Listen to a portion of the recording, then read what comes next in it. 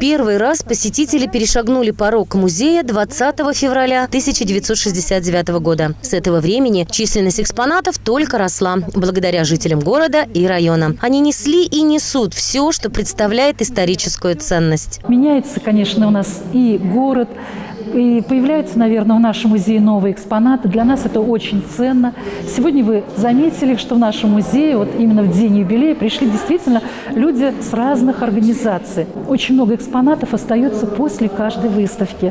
И вот сегодня можно сказать, что очень много экспонатов осталось именно после юбилея, который проводили мы в прошлом году.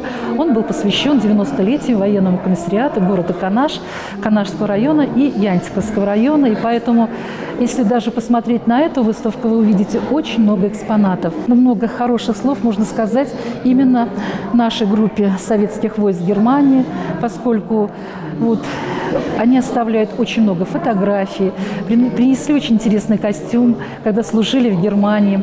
Именно снимки, вот эти документальные снимки в Германии.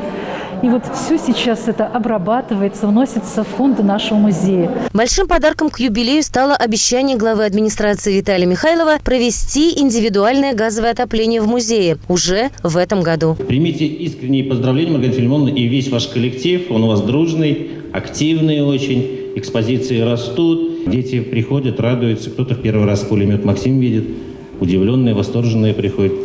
Поэтому еще раз вас с праздником, с 50-летием.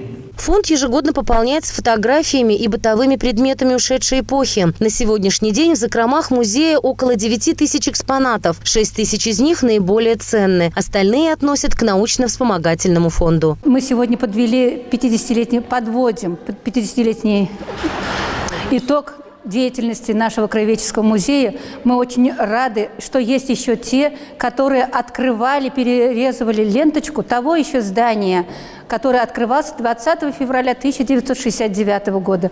И эти люди присутствуют здесь, и эти сотрудники наши. Это жемчуг нашего Канаша. Коллектив сотрудников сохранили все это.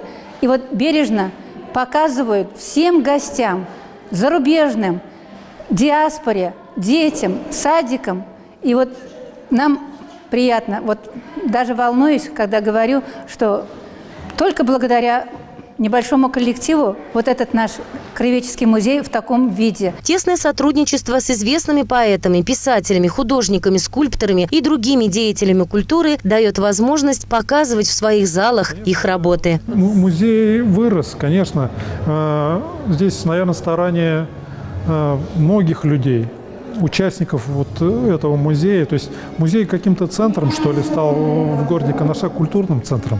То есть и люди объединяются вокруг этого музея, они с удовольствием приносят какие-то свои старинные вещи, какие-то произведения, то есть картины. Вот действительно большое событие для музея. Вот последних дней это, конечно, подарок Митова Анатолия Ивановича. То есть это действительно огромная ценность. С моей стороны, конечно, в музее подарено несколько своих работ. И хранятся в этом музее. Иногда я у них забираю на персональные выставки. Сейчас в Чебоксарах моя персональная выставка в администрации города идет. Как раз портрет Питеркина в этой выставке участвует. Это вот собственность уже музея. Все годы существования Канашский краеведческий музей тесно сотрудничает и с городским сообществом. Это отметила и директор Чувашского национального музея Ирина Меньшикова, зачитав поздравления Министерства культуры Чувашии. Коллектив Чувашского национального музея, Министерство культуры по делам национальности и архивного дела Чувашской республики желает вам неисчерпаемой энергии, профессиональных побед, интересных находок, огромных творческих успехов в вашем бескорыстном труде. Примите слова благодарности за ваш труд, высокий профессионализм, преданность своему делу. Желаем вдохновения, успехов, сохранения лучших традиций музея, реализации новых интересных музейных проектов. Канашская студия телевидения, являясь информационным партнером, вот уже много лет освещает деятельность музея. И сегодня руководитель телестудии Владимир Тимофеев вручил памятный подарок и слова благодарности за их кропотливый труд сотрудникам музея. Вы формируете в детях мировоззрение, положительного образа жизни. И для тех пожилых людей вы даете, приходя сюда, в памяти пройденных жизненных дней. Тем самым продлеваете пожилым людям жизненный ресурс. Так, примите же подарок от Канашской студии телевидения.